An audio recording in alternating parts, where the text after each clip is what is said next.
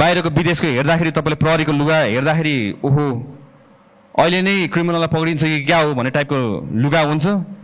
हाम्रो हेऱ्यो उद्रेको लुगा, खुइलेको चुस्ता, च्यातेको बुट। We are going to change this, we will be changing this. यसलाई पनि परिवर्तन गर्छौँ हामीले।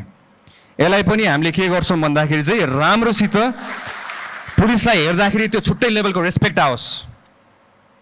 एसटिएफ को पनि मैले हेरिरहेको छु, तपाईँको नर्मल जस्तो देखिरहेको छु मैले। त्यहाँ मेरो अगाडि हिँड्ने टिमहरू पनि अलि हेर्दाखेरि पनि हेरोस्, देखोस् न तपाईँको ओहो एसटिएफ खतरा पुलिसहरू रहेछ। उहाँहरू त फुल्ली ट्रेन्ड, इक्विप्ड। दङ्गा नियन्त्रण गर्न जाँदाखेरि दुईटा हात दिएर पठान्छ। कसरी गर्ने दङ्गा नियन्त्रण?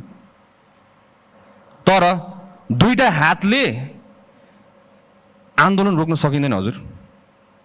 हामीले माथिबाट निर्देशन दिँदै गर्दाखेरि तल्लो दर्जाको हाम्रो कर्मचारीहरूले कति रिस्क बेहोरेर तपाईँको अगाडि उभिनुपर्छ, ज्यान धरापमा राखेर हुनुपर्छ। At least we need to equip them.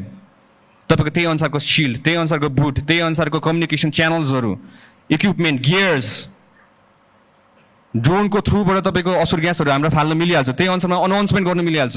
This is called modern policing. So will be modernising police in Nepal from now on.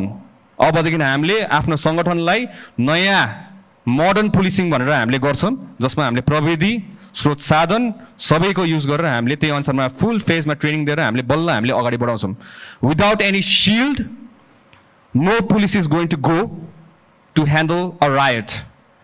कुनै आन्दोलन हुँदैछ भने सिल्ड बिना र फुल गियर इक्विप बिना कुनै सिपाहीलाई अगाडि नबढाउनु हुन्न। म हार्दिक अनुरोध गर्दछु हाम्रो आइजिपी साहब र विभिन्न हाम्रो